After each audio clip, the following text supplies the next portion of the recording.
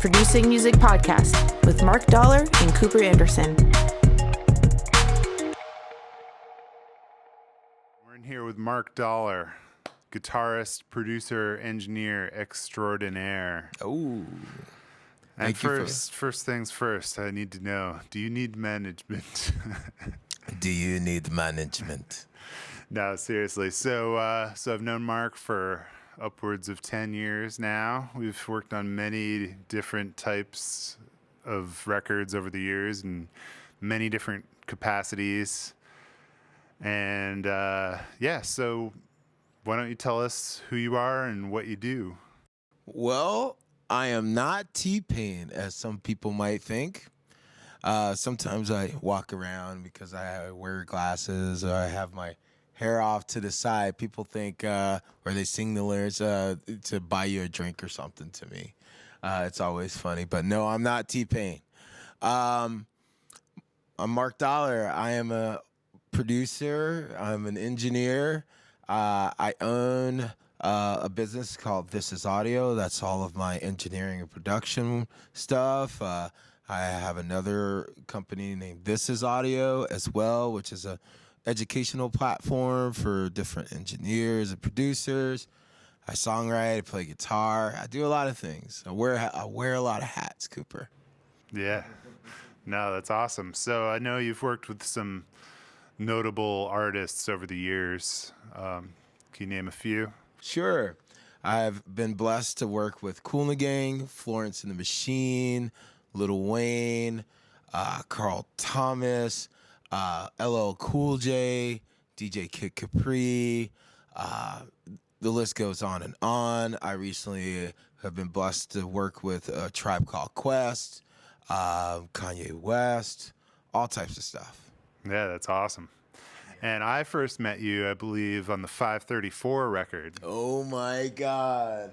That was such a long time ago. Yeah. I'm not even in contact with some of those guys. I miss those guys. Really, I do. Let's just adjust your mic a little bit here. Okay. Yeah. So the 534 record, that was one of my best buds from Vermont growing up, Adam Root. Actually, we weren't really best buds growing up, but we met in college. Actually, we were from the same town. And then we both moved to New York together when we graduated. And then you were the guitar player in his band. Yeah, which is all a crazy story in of itself. I met some guy coming from a show in Long Island. He had some wacky name. It was like, it was something so vulgar, I probably shouldn't even say it on here. But it was some black dude, and he saw me with the guitar in my hand, and he was just like, hey, man, you play guitar? And I was just like, yeah, I got a band I want you to play in. I was like, okay, cool. So for a few months, that was like a question of mine whether or not that was going to happen. And sure enough, this guy calls me and tells me about 534. So I'm like, all right, cool, let's do it. And so I go to, at the time, Paul and Adam were living together in Brooklyn.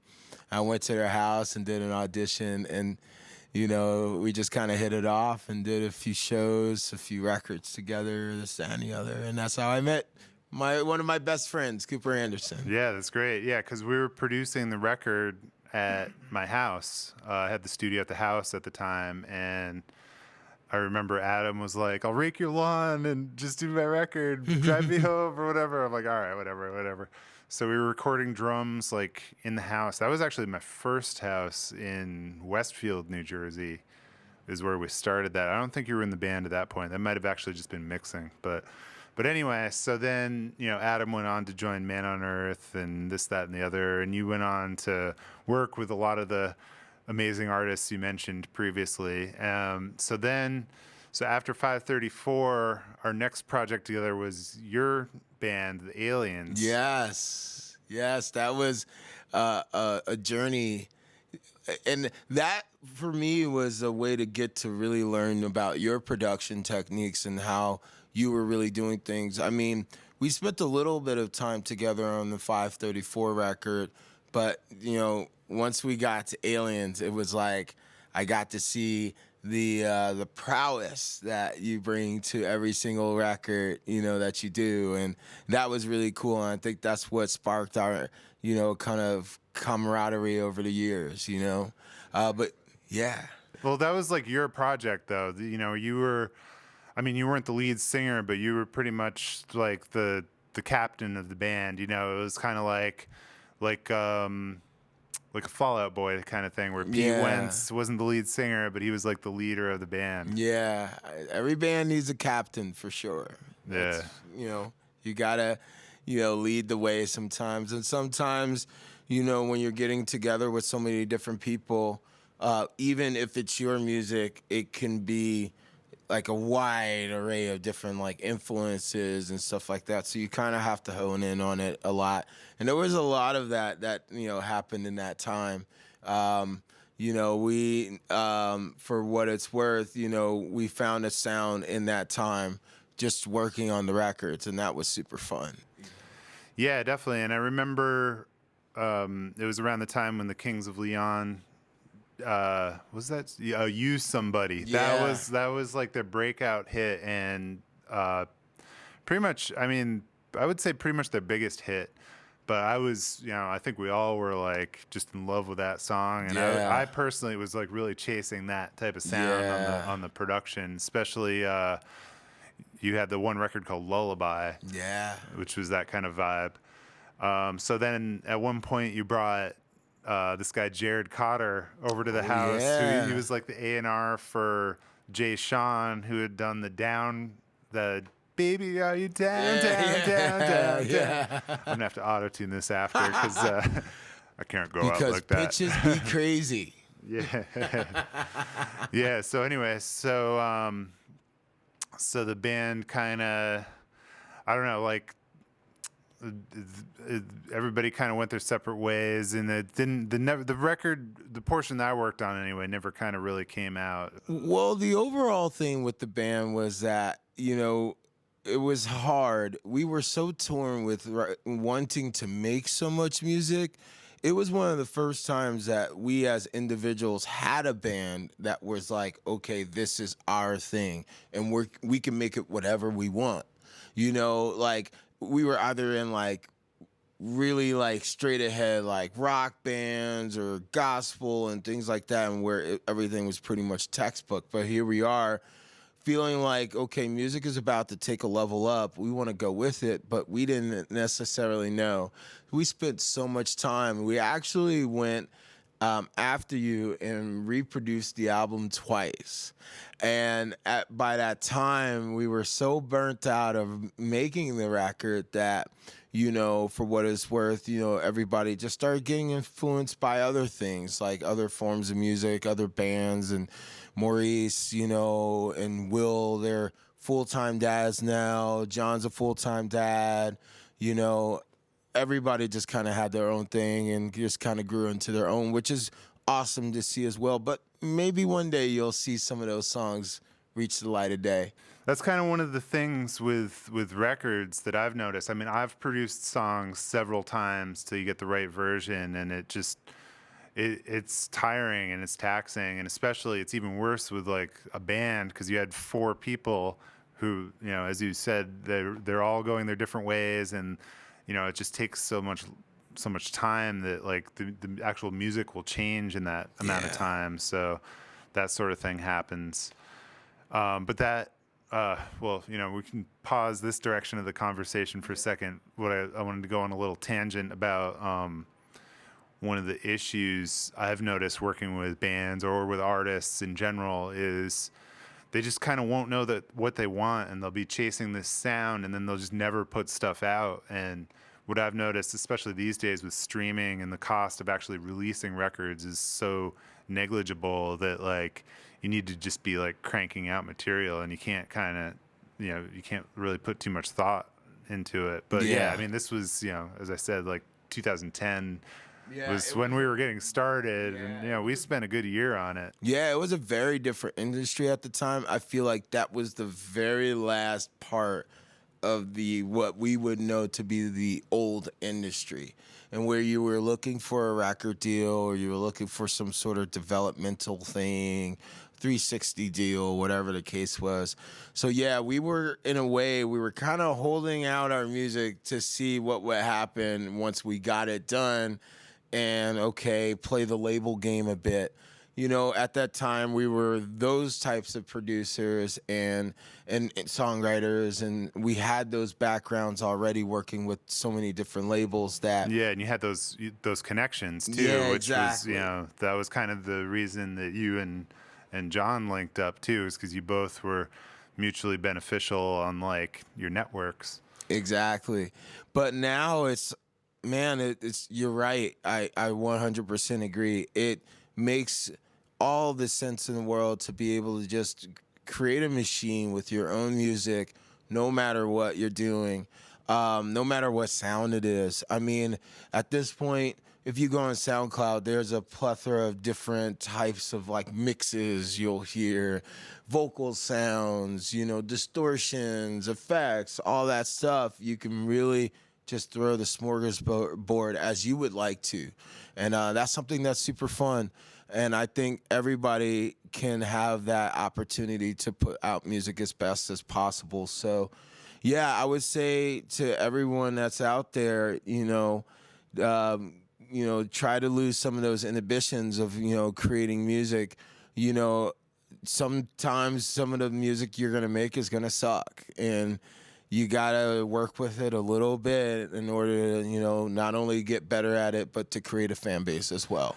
I think also this is a good way to differentiate between like production and songwriting too, because we knew the Lullaby song was dope. It's just we didn't have the production and like the vocals where they needed to be to really compete. And sometimes, I see it both ways. You definitely want to be cranking stuff out, but you don't want to put subpar quality because the bar is just so high these days with everybody. So you need to be putting out quality stuff. So sometimes you do need to produce a record 2 or 3 times. But but if you do it 3 times and it's still not happening, I mean, maybe it's time to move on. You never know. Or wait a couple of years, and maybe we'll see. I'm not saying this. That's kind of a general statement. You know what I mean? You're absolutely right. I think it's all about subjectivity. If you have the ability to work on a record and be able to throw all of your concentration, your focal point at it throughout that entire time, whether it takes you a day or whether it takes you 10 minutes or whether it takes you 10 years, I think if you have that amount of subjectivity, you can work on that record for that amount of time because you know that you're still caring for it, even in the overtime sensibility.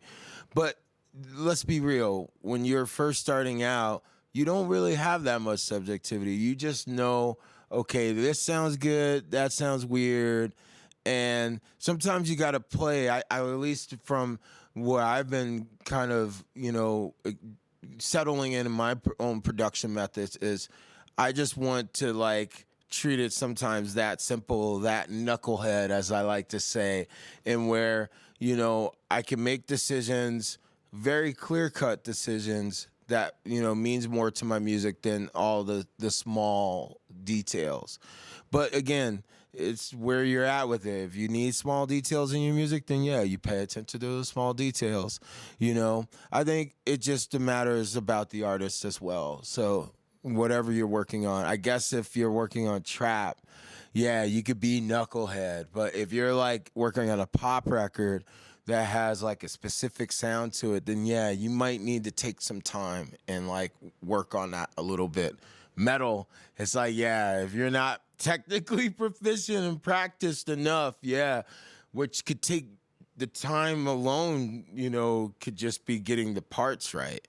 That's something that, you would have to take time on for sure. So let's talk about the metal thing. Cause I mean,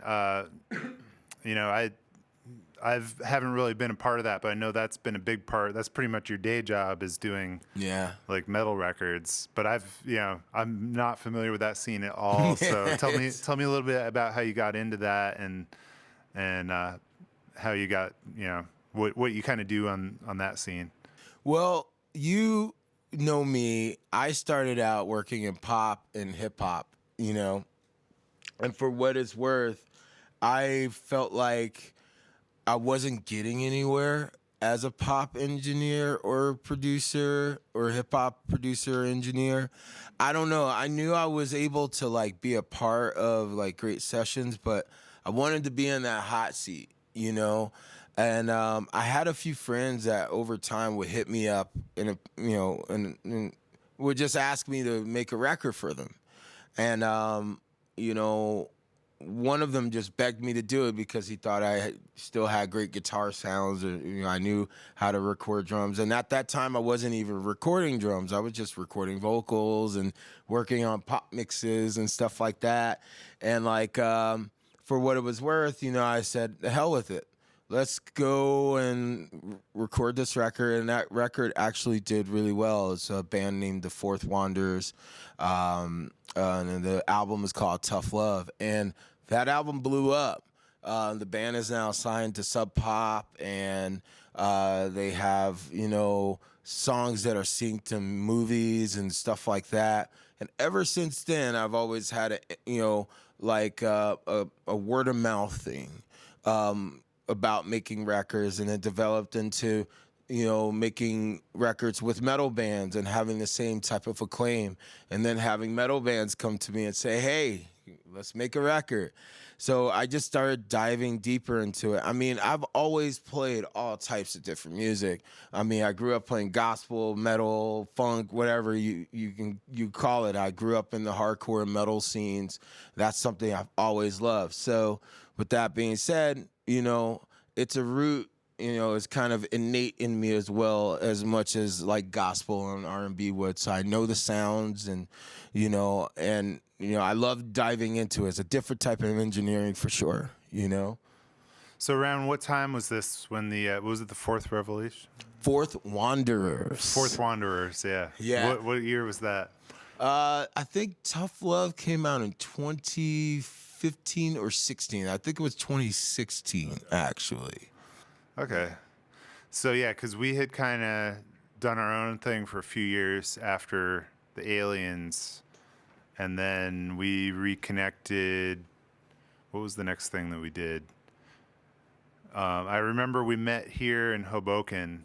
Yeah. Oh, no, it was before that. It was the Eric. Eric, yeah. What was his last name? Eric Perrian. Eric Perrian. That's it, yeah. We started doing the recording for his record in your studio. That was when I first moved to Hoboken, 2013 or maybe like 2014. I moved here in September of 2013, and I had like this weird studio. The wall didn't go all the way to the ceiling. Yeah. And the floor was slanted. And I had a whisper booth.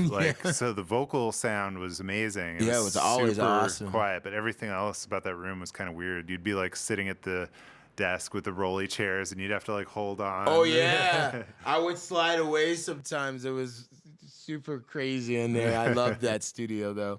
I brought Eric in because I knew that your studio was so suitable for vocals, and for what you do in pop productions. I think your bag is vocals. So from just great vocal sounds to start, great preamps and great kind of things to have along with you in terms of that, it was awesome to bring him into your studio, regardless of whatever was going on at that one time. I remember we were doing a session there, and there was like some sort of like bomb threat in like Hoboken. Yeah. And we were stuck there for like 4 hours. There was a SWAT team. There was a SWAT team, all types of stuff. Like your former assistant walked outside, and they shined a light on him, so he came back in. He went out on the fire escape to smoke a cigarette. And, we were so afraid to go outside. It was so funny. Yeah, you guys were stuck there till like 2 a.m. or something. Yeah, I forget why they came. Like it was like bomb. Yeah, so they were like searching for bombs or whatever. Yeah, it was wild. I think it was a few things happening in Hoboken at that time. Yeah, it was weird. It was such a wild night. But yeah, I mean, those sessions were so fun. Yeah, so Eric then moved to Nashville. I wasn't really involved with those sessions too much because that was when I had my guy Ezo. Was like, you know, he was kind of running sessions. He was like my assistant slash. Ezo's awesome. Yeah. I loved Ezo, man. Yeah. So he, so I would occasionally pop in to say what's up, but that was about it.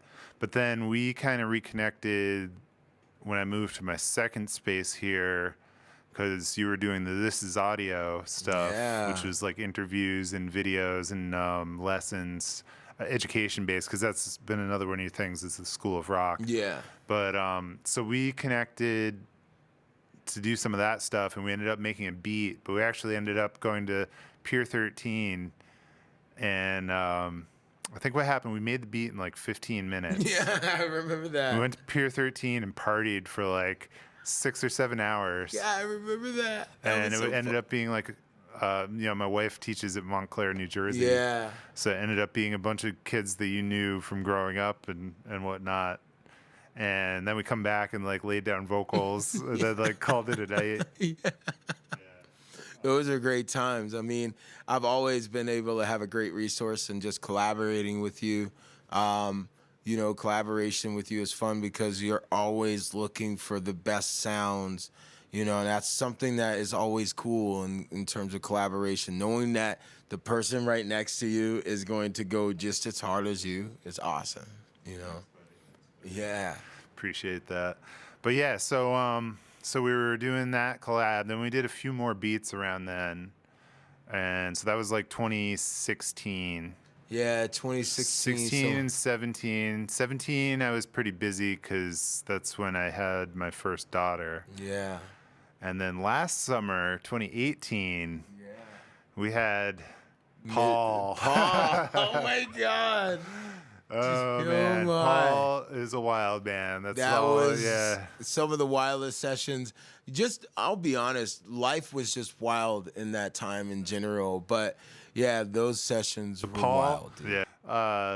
yeah, you know, he's the high roller client, and we're in Jambox, and we got the artist, and he comes in with the manager, and I guess they were like drinking and smoking and stuff, and then like I get these calls at like midnight. I'm at home about to go to sleep, and they're like, "Yo, he's puking all over the studio, and he's like passed out and won't leave." Yeah. Like the owners of the studio want to go home, and what do we do? And I'm like, I don't know, man. Like, this is wild. But that's the one thing. If you're gonna drink at the studio, Yeah, you gotta know how to hold don't your do own. all that, man. Yeah. Come on. You gotta know how to hold your own weight if you're gonna go in that hard and drinking in the studio. And, you know, I had this one punk rock band one time, and the first thing they did walking into the studio is drink a whole handle of Captain Morgan, and they actually played their songs really well. So on the opposite end, it works some regard. But yeah, I remember that session like it was yesterday. He brought in these two rappers who are actually some amazing rappers, Blimes and Gab Gifted. Check them out on YouTube if you know, you get a chance. But yeah, they were in the studio and they were like really cool. They're from California, so they have all the fun California weed and stuff. And Paul dabbled a bit. Now, he had drank a lot before he smoked. And you know the whole thing. When you drink a whole lot and you smoke a little bit, you get the spins. So Paul got the spins in the session and literally tried to battle rap these two rappers in the studio. Like, just battle, like drunk battle rapping these two, like, dope-ass rappers. And it was like, oh, my God. And this is, like, the wildest night. And, yeah, those sessions were wild. But, you know. It just ended up being kind of one of those projects where it was like, he was more interested in like partying and eating food than like, you know, actually doing work. We would jump around. He had like 30 or 40 songs at least. And, you know, we only had a limited amount of time. So we were like working on these songs as fast as we could. Yeah. But they were all like massive songs. And most of them we were just like stripping everything out. And then you'd be like, nah, bring that back in, bring that back in.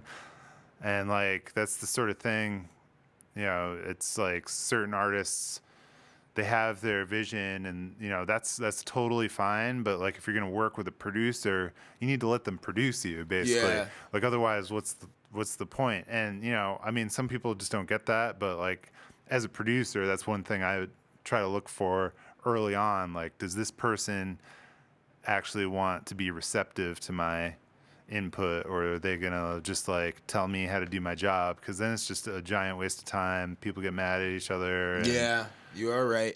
I mean, yeah, it's almost like a defense mechanism for us. It's almost like why are we working with you? You know, and it becomes so much less about things like money and like, you know, trying to get out there as much as it is about protecting yourself. I don't know. I mean, I think, you know, new artists have the idea that they have so much of a control under their fingertips already that, you know, they kind of get into this really controlling kind of thing when it comes to their music. Yeah, you have to trust someone to do the job that, you know, knows how to do the job better than you. You have to trust them. There are some things that as a producer I do really well, but there are some things I don't know how to do well. Like there are some things about vocals that you know how to do that is still like beyond me as an engineer. So if I know that you're good at that, why would I ever want to get in the way of that? And that's just from the experience of working with you. Just let alone just your credits and what you've done in terms of the industry. You know, people should just be able to understand, okay, this guy has worked with these people. And not that that's like the biggest thing in the world, that you should be the biggest end all, say all, whatever. But just because you worked with those people, that means you have to have had some sort of experience. And that's what you have to trust. Some people aren't looking for those things. Some people are literally looking just to tell you what to do. Tell you, like you said, tell you how to do your job, you know? yeah, they want to be able to tell the hotshot producer, you know, oh, I told him he actually sucked. You know, like, I don't know. That's just a waste of everybody's time, or unless they get some sort of gratification out of it. But Yeah. whatever. Yeah, so that project went nowhere, but it was an interesting experience. Yeah. So then, around then, we were also, that was when you had the apartment in Newark, and we were making beats and stuff over there. Yeah, over on Freeman Street. Yeah, so then we started really putting together a lot of tracks, and We were working with Cullen Gandy. yes, Colin Gandy, Yeah. from Sound Better. Yeah. Yeah, so we have, you know, we had a few artists and, you know, records that we put together. And yeah, and like you were saying before, it's good to get like a specialist. I mean, that's why I always call you, is because like you got the dope guitar.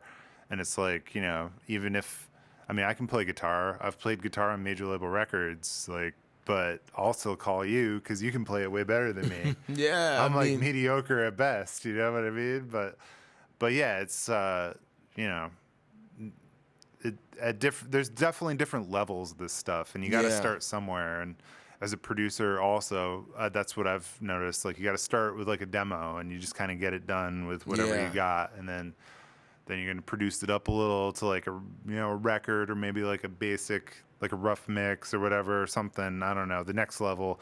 And then there's like the final finished, like mastered everything, and that just takes time. That's when you have to do it three, Yeah.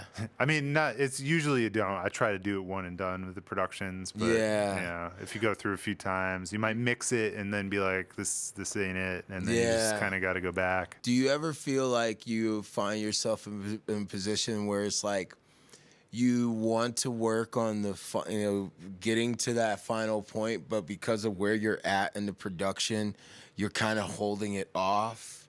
Like.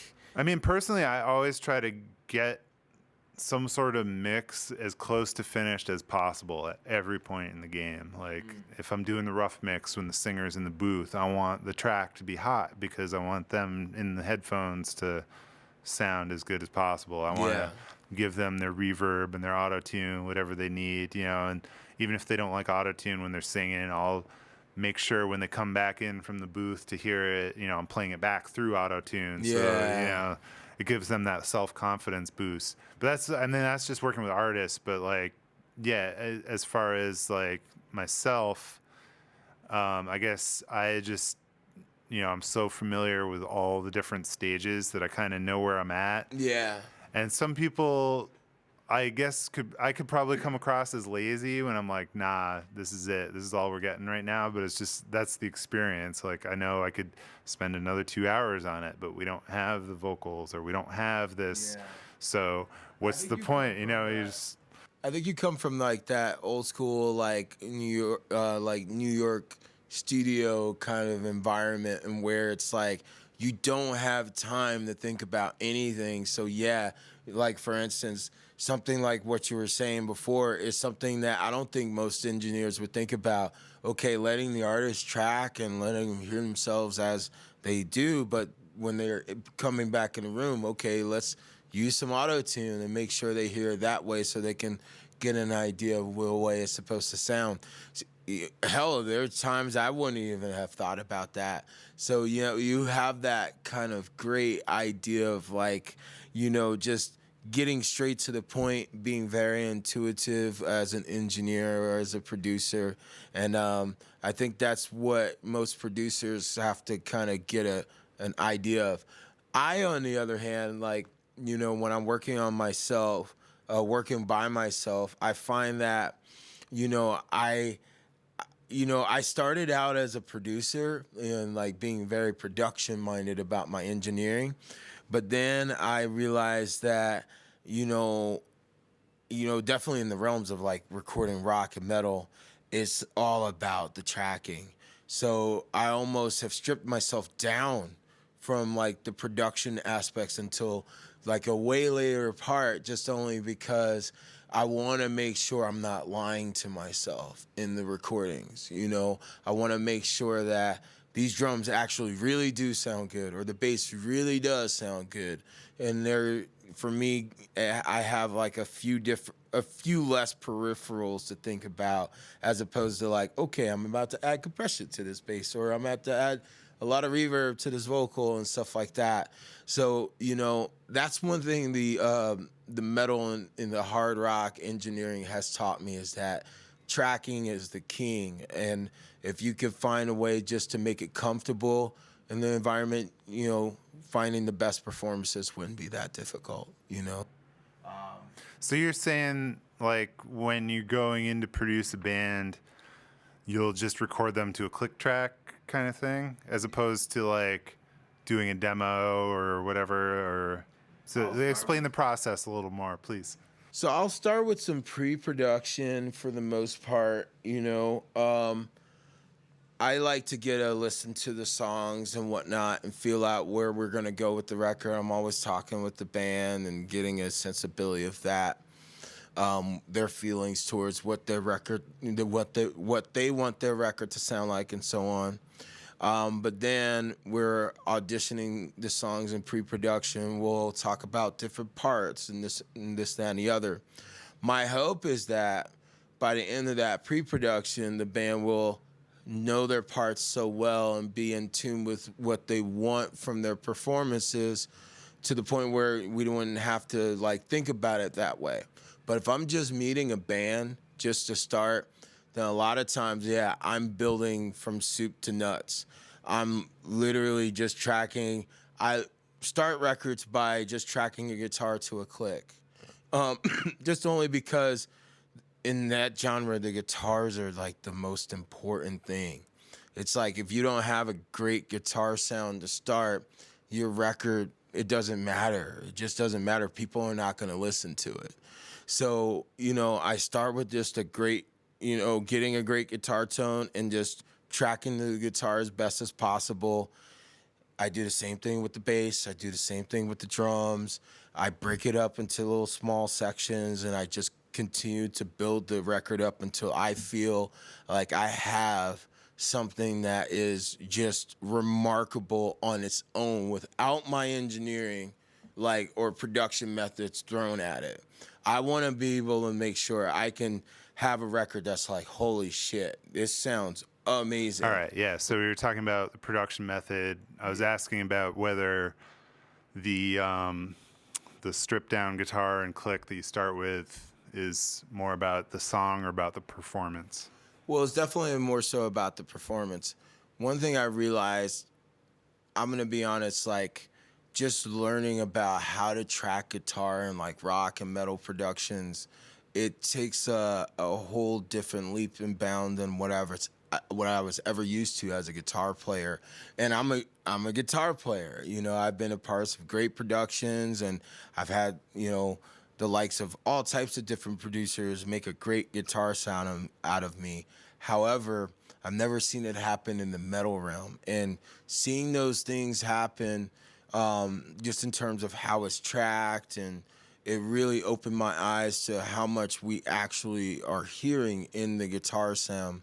So yeah, I spend a lot of time getting the performance right in that guitar, because any slight thing that might happen might just deter your ear to think, okay, this might not sound as good. Like if the string is a little out of tune, or, you know, if you like mistakenly hit a string by accident, all of those things, you know, kind of play into what the ear perceives, and sometimes that might be unpleasant to the ear.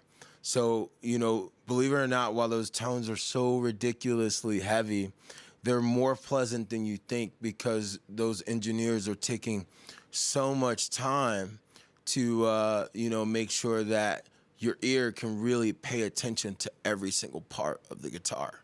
So, yeah, starting with the guitar is kind of really important to me.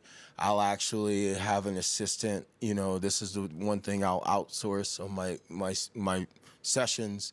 I'll have someone just do the audio to MIDI from the pre-production to the drum production, so I can use like Easy Drummer just to make sure I have like a great sounding drum kit just to track to. I'll also have that same person make like pitch references for me, like either like, you know, just a MIDI bass or something like that, just to kind of get me in the ballpark of great tuning. So if we hear a part that's being played and we can easily hear that the part it fell off in tuning or something like that, and that just kind of makes the production and the performance aspect of the song a little bit more tight. That's kind of the same thing I was talking about, where you have like, you know, when the singer's in the booth or when the guitar player's playing their guitar, you have something to play to basically, instead of just a straight. Yeah, that makes sense. I am notorious for the click. Yeah. I have the click on, sometimes even up to like my final bounce. The click is on. Whatever works, right? And everybody, like I have so many clients, and you know, like that's the one revision I get more than anything, is turn the click off. Because I don't even think about it now. I'm serious. I know it's so bad. I leave the click in. I know I'm that type of producer. Hey, you know, I mean, when I've ever worked with bands, we would like actually ride the click. You know, if you're tracking a whole band and they like, you can kind of hear them going off time a little bit. You ride the click up a little, and that'll lock them back in. Yeah. I don't know. Yeah. No, click is important. I mean, especially basically ever since we all went digital, which was before I got into the game. You know, the early 2000s. Well, 1998 was when I first started recording on ADAT. But yeah, I mean, you pretty much got to be on the click so you can do your edits. You know, you don't run out of time on your tape. You know. Yeah. Yeah. So that's great. So then, yeah. So you start with like, you're talking about your guitar. Well, any guitar, yeah. You know, one of the records I'm working on now, that's how we got started. I did all the audio to MIDI conversion for the drums, put it in Easy Drummer, got the guitars going. You know, I went to, in this case, the band wanted to record in their own like kind of places.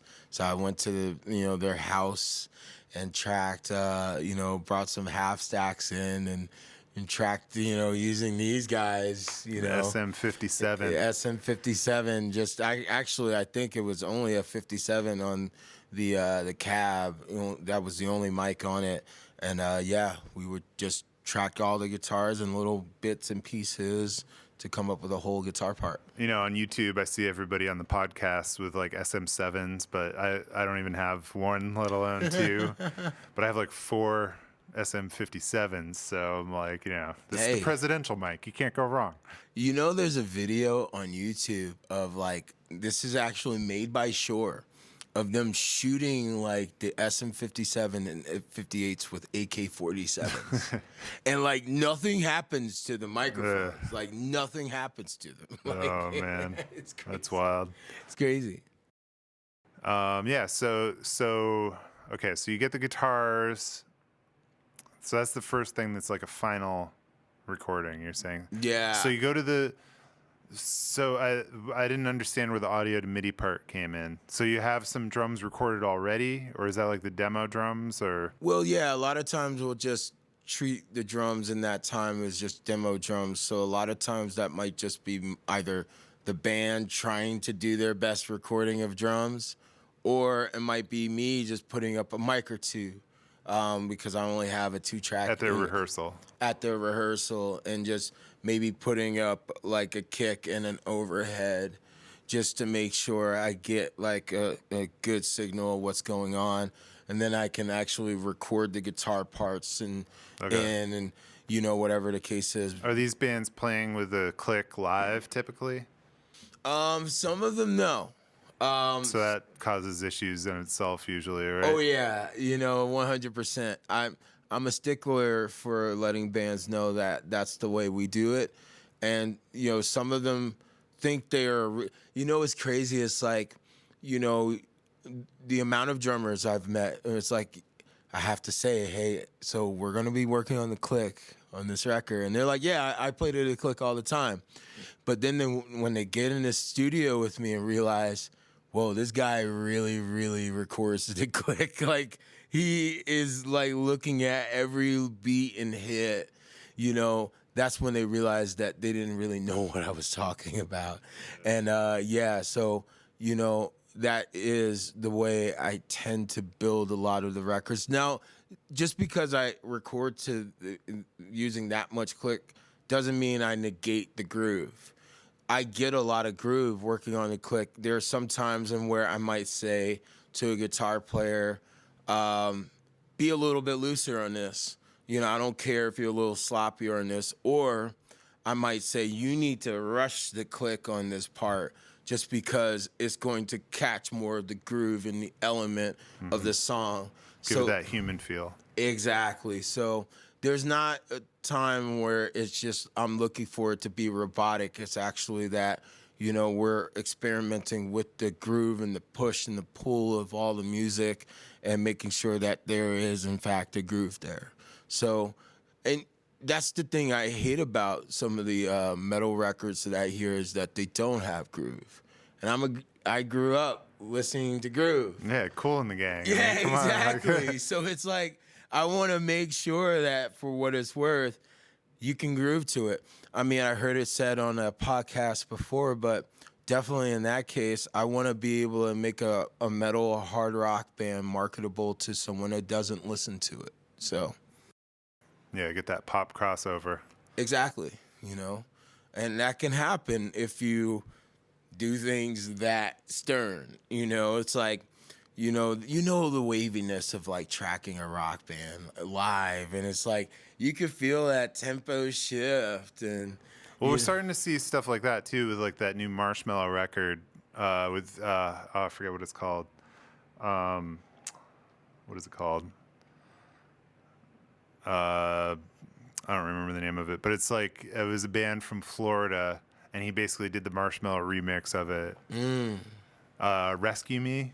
Rescue Me. Dinner, Yeah. dinner.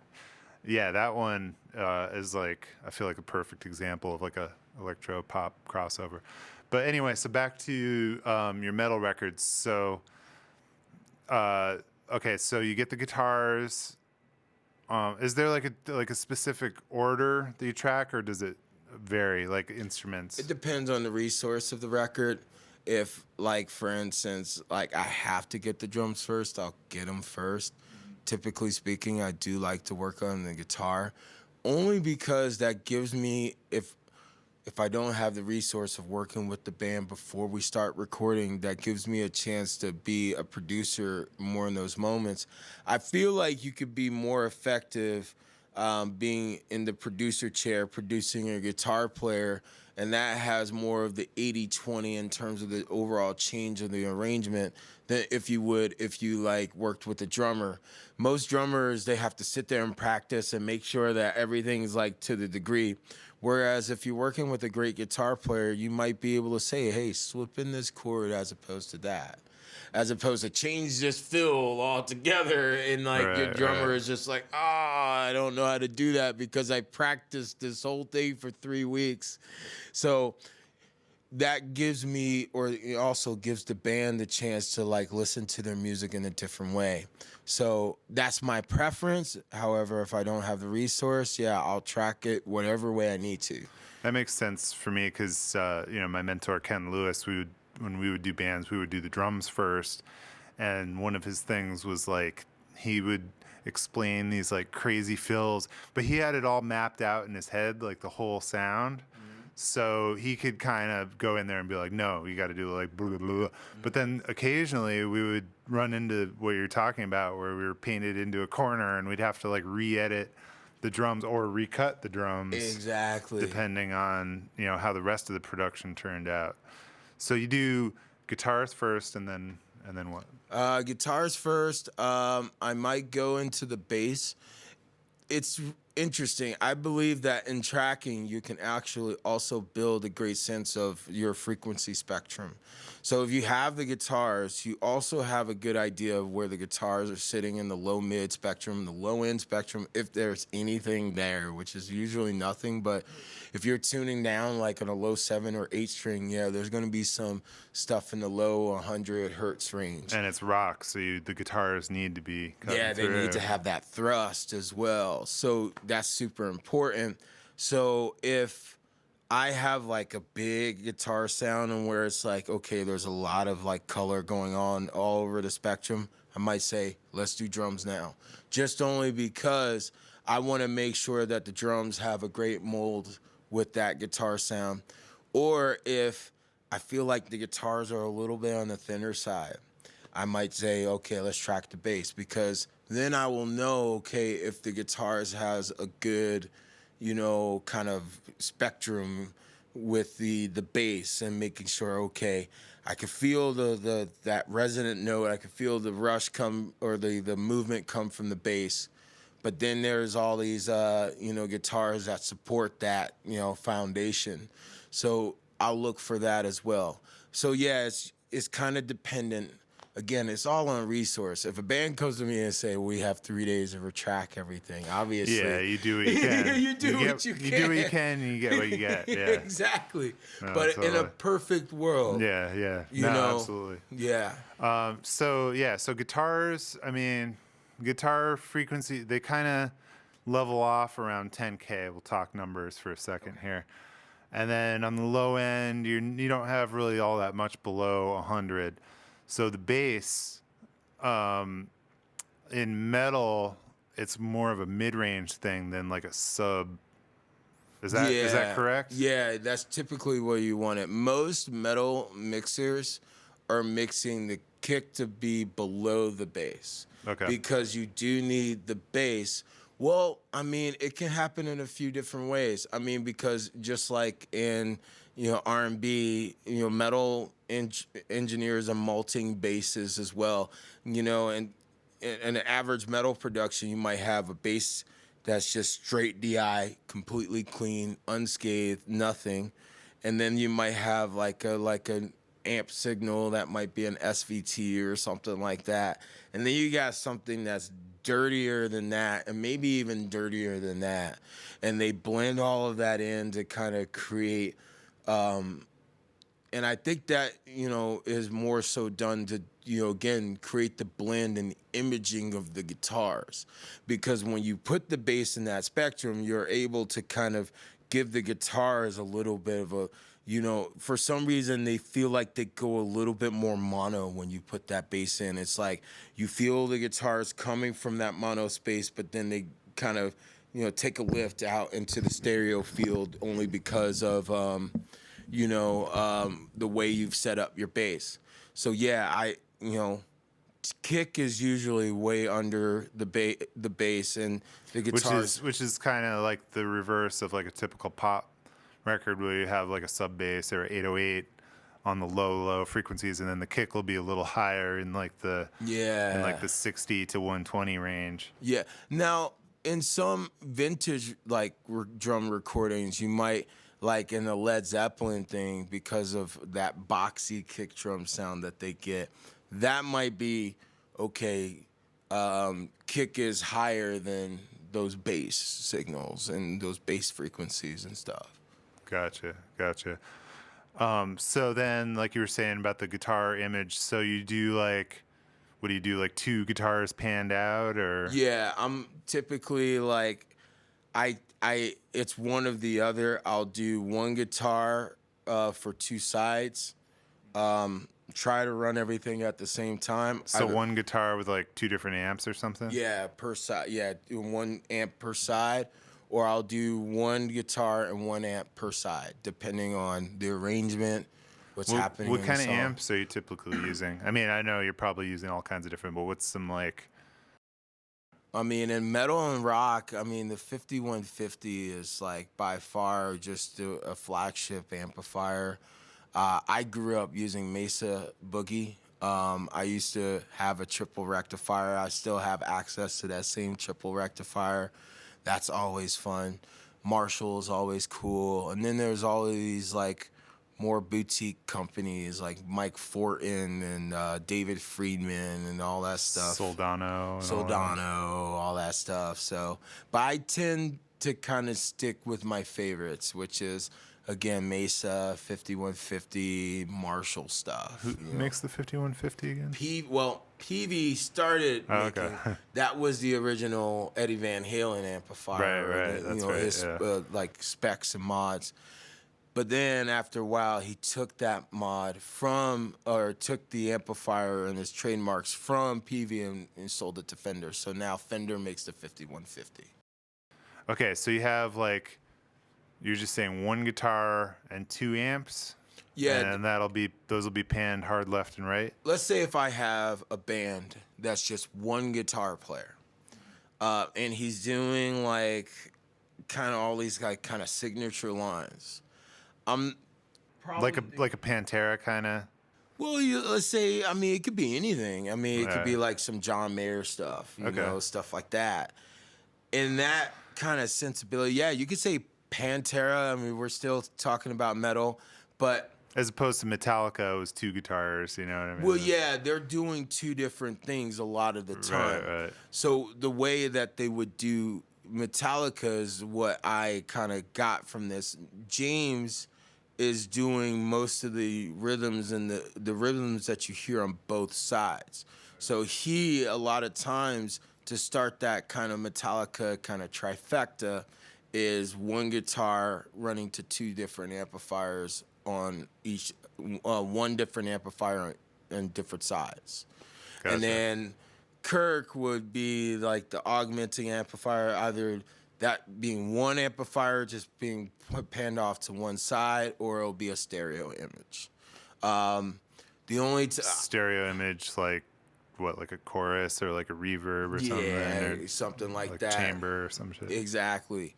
I like now the way I've kind of understood stereo and things like that is the widest sense of what can be stereo is dual mono.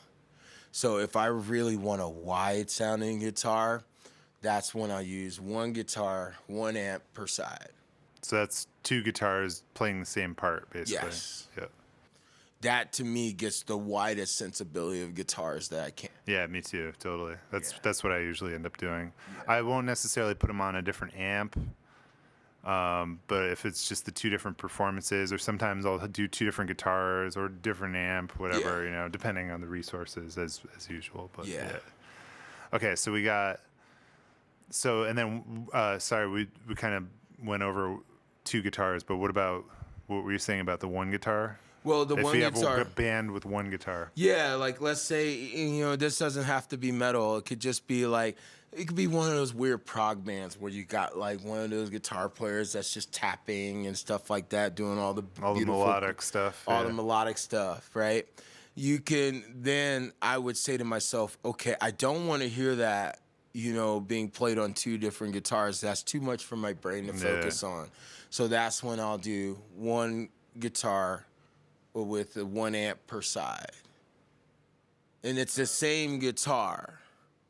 One performance being sent to the. But I thought you said that's what you were doing for the James Hetfield. Well, thing, yeah, too. it's the same thing. Same thing. So we actually, we did kind of. But that's not as wide as. It's 2 not guitars. as wide as 2 guitars. Yeah, even if gotcha. Yeah. And that actually I find is the best kind of combination if you want to layer the guitars, to do like the 1 amp per, both sides with the one guitar. If you want to create layers, it's actually better to work with that starting configuration than like doing the 2 guitars per side thing. Because you have less information. Exactly. Yeah. Phasing and all that stuff. So. Gotcha. Okay, so that's the guitars and the bass, and we talked about the drums a little bit. I mean, when did the vocals figure into this?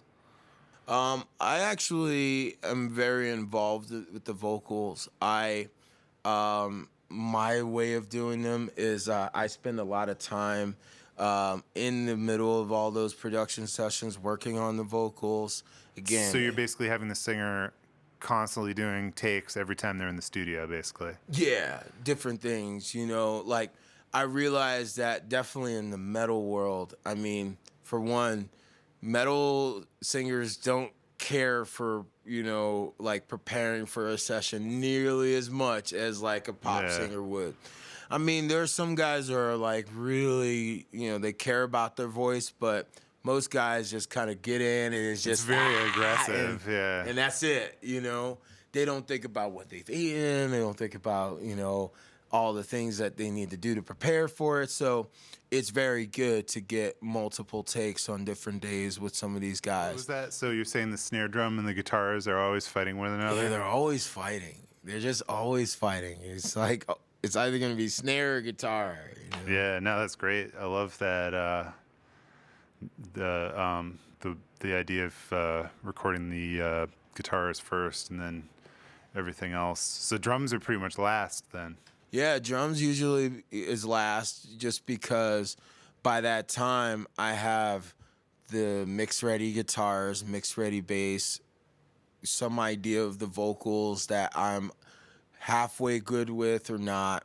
And that's always the trickiest thing because that's like but sometimes that'll vary by the day more than your guitar is basically going to sound very similar from day to day, but your voice can change dramatically. Yeah, your voice. I mean, that is something that I'm always picky about. If I hear like a singer on a day that we're not tracking vocals, and he sounds like a smidgen better than what he was the other day, I'm like, yo, you got to get back in the booth, 100%. And, it's just me because I'm so excited. I'm always that hands-on with every musician that's in the studio.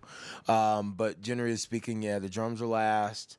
By that time, I understand what I want to do with the drums from the drum environment, where I'm tracking the scheme, the tunings, the heads I want to use.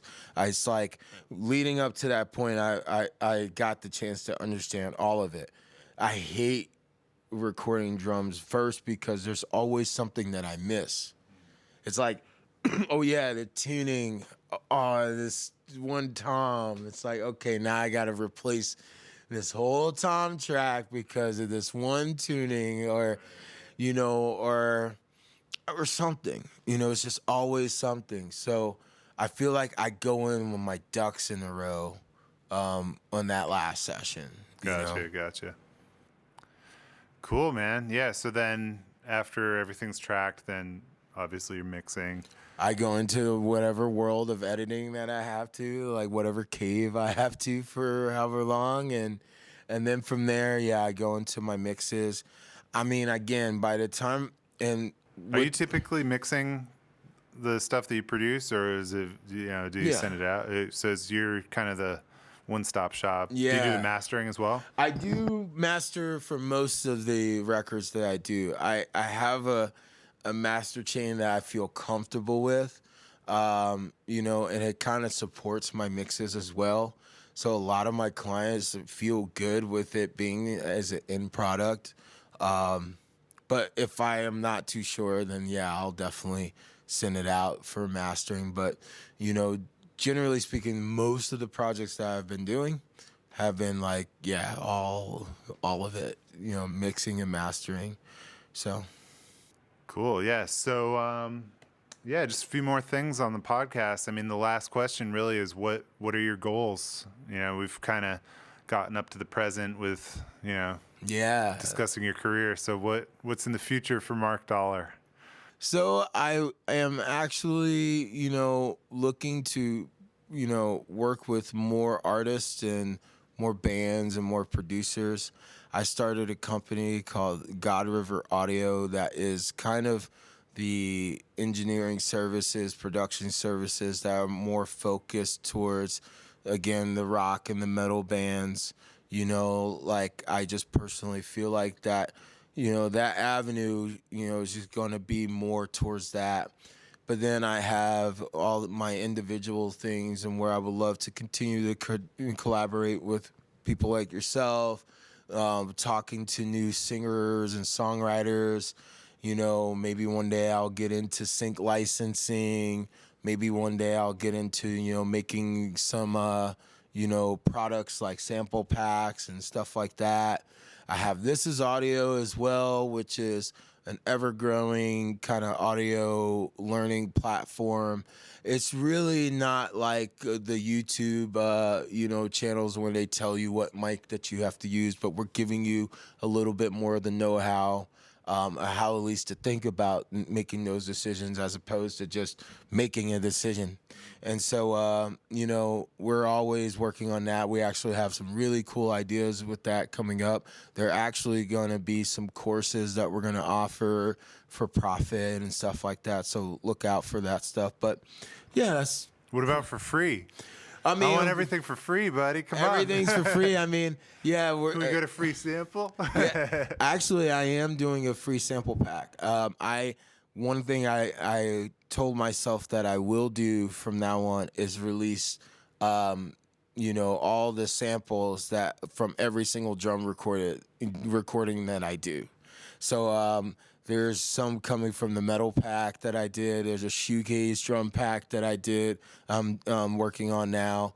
And I'm just going to release those tones and just to kind of build the bigger ideas of whatever sample packs that I think are going to be that special. So Awesome. Cool. Thanks a lot, man. Thank you so much for being on the podcast. One last thing, if people want to find out more about you and or contact you and or book you, how can they do that? well, I need the management time. I'm just playing. You need management? I need the management. I'm just playing.